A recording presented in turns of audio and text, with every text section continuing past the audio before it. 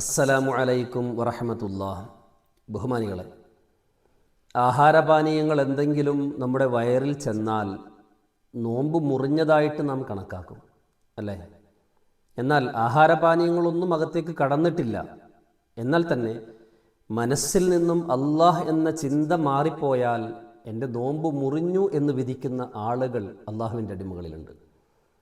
ഏറ്റവും പ്രത്യേകതയുള്ള നോമ്പുകാരാണവർ. അവരിൽപ്പെട്ട ഒരാളാണ് ബീബി നഫീസത്തുൽ മിസ്രിയ റളിയല്ലാഹു തആല അൻഹ. നോമ്പ് 15-നാണ് മഹദി അവറുകൾ വഫാത്താകുന്നത്. ഇന്ന് മഹദി അവറുകളുടെ വഫാത്തിൻ്റെ ദിവസമാണ്. ഹിജ്റ 145-ൽ ജനിക്കുകയും ഹിജ്റ 208-ൽ വഫാത്താകുകയും ചെയ്തതാണ് മഹദി അവറുകൾ. 2-ാം നൂറ്റാണ്ടിൽ ജീവിച്ചതാണ്. ഖൈറുൽ ഖുറൂനി ഖർനി, എൻ്റെ കാലഘട്ടം, ഞാൻ ജീവിക്കുന്ന കാലഘട്ടമാണ് ഏറ്റവും ഖൈർ എന്ന് പറഞ്ഞു. സുമ്മല്ലദീന യലൂനഹും, പിന്നെ അടുത്ത കാലഘട്ടം എന്ന് നബി സല്ലല്ലാഹു അലൈഹി വസല്ലമ തങ്ങൾ പറഞ്ഞ ആ 2-ാം കാലഘട്ടത്തിൽ ജീവിച്ച, ഏറ്റവും സുന്ദരമായ മനോഹരമായ കാലഘട്ടത്തിൽ ജീവിച്ച മഹദിയാണ് മഹദി നഫീസത്തുൽ മിസ്രിയ റളിയല്ലാഹു തആല അൻഹ.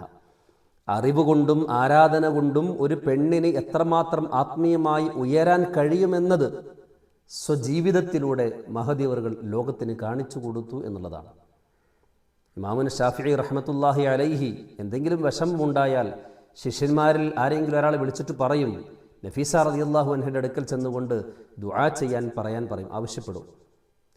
എന്ത് രോഗം ബാധിച്ചാലും മഹാനവറുകൾ വിടുന്നത് നഫീസത്തുൽ മിസ്രിയ റളിയല്ലാഹു അൻഹയുടെ അടുക്കലേക്കാണ്.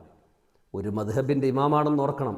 മഹാനവറുകൾ തനിക്ക് എന്തെങ്കിലും രോഗം ബാധിച്ചാൽ ദുആ വസിയത്തോടുകൂടെ നഫീസത്തുൽ മിസ്രിയ റളിയല്ലാഹു അൻഹയുടെ അടുക്കലേക്ക് വിടുകയാണ്.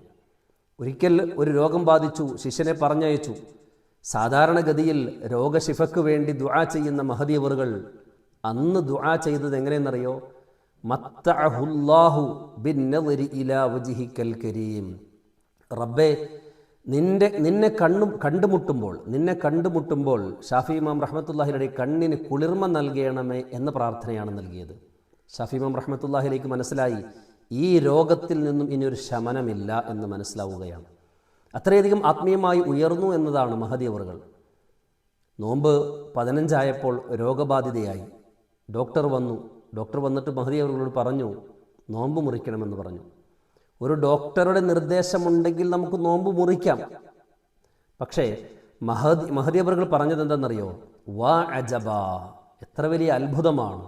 മുൻദു 30 സന, 30 വർഷമായിക്കൊണ്ട് അസ്അലുല്ലാഹ, അല്ലാഹു തആലയോട് ഞാൻ ചോദിക്കുകയാണ്, അൻ അൽഖാഹു, അല്ലാഹുവിൻ്റെ അടുക്കലേക്ക് എന്നെ കൊണ്ടുപോകാൻ, വ അന സായിമ, ഞാൻ നോമ്പുകാരിയായിരിക്കെ.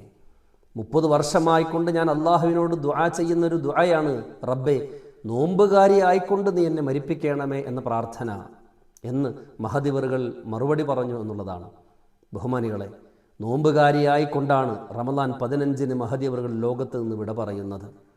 ആലോചിക്കേണ്ടതുണ്ട്. പലപ്പോഴും നിസാര കാര്യങ്ങളുടെ പേരിൽ നമ്മൾ നോമ്പ് വിടുമ്പോൾ, അല്ലെങ്കിൽ എന്തെങ്കിലും ആത്മീയമായി ഒരു ഉയരത്തിലേക്ക് എത്തിക്കഴിഞ്ഞാൽ ഇനി എനിക്ക് നോമ്പിൻ്റെ ആവശ്യമില്ല, നിസ്കാരം ആവശ്യമില്ല എന്ന് വാദിക്കുന്ന കള്ളത്വരീഖത്തിൻ്റെ മശായിഖന്മാരെയൊക്കെ തിരിച്ചറിയാൻ മഹദിയായ നഫീസത്തുൽ മിസ്രിയ റളിയല്ലാഹു തആല അൻഹയുടെ ജീവിതം നമുക്ക് പാഠമാണ്. മഹദി അവറുകളെ സംബന്ധിച്ചിടത്തോളം അന്നത്തെ ദിവസം മഹദി അവറുകൾ പരിശുദ്ധമാക്കപ്പെട്ട ഖുർആൻ ഷരീഫ് പാരായണം ചെയ്യുകയാണ്.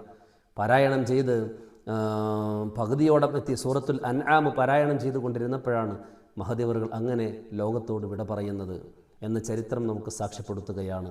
മഹദി അവറുകളെ ദറജ അല്ലാഹു തആല ഉയർത്തി കൊടുക്കുമാറാകട്ടെ. അവരോടൊപ്പം നാളെ ജന്നാത്തുൻ നഈമിൽ ഒരുമിച്ച് കൂടാൻ അല്ലാഹു നമുക്ക് തൗഫീഖ് നൽകുമാറാകട്ടെ. നമ്മുടെ നോമ്പ് എല്ലാം അല്ലാഹു സ്വീകരിക്കുമാറാകട്ടെ. അല്ലാഹു തആല നമ്മുടെയും ബന്ധപ്പെട്ടവരുടെയും ദുആ കൊണ്ട് ഏൽപ്പിച്ചവരുടെയും എല്ലാ വിഷമങ്ങളും പ്രയാസങ്ങളും മാറ്റി അല്ലാഹു സമാധാനം പ്രദാനം ചെയ്യുമാറാകട്ടെ. നമ്മുടെ ആഖിബത്ത് അല്ലാഹു നന്നാക്കി തരുമാറാകട്ടെ. പ്രവാസ ലോകത്ത് പ്രയാസങ്ങൾ അനുഭവിക്കുന്ന നമ്മുടെ സഹോദരങ്ങൾ, പ്രവാസികൾ, അല്ലാഹു സുബ്ഹാനഹു വ തആല അവർക്ക് എല്ലാവിധ ആശ്വാസവും സമാധാനവും സുരക്ഷിതത്വവും നൽകി അനുഗ്രഹിക്കുമാറാകട്ടെ. വആഖിറു ദഅവതി അനിൽ ഹംദുലില്ലാഹി റബ്ബിൽ ആലമീൻ. അസ്സലാമു അലൈക്കും വറഹ്മത്തുള്ളാഹി വബറകാതുഹു.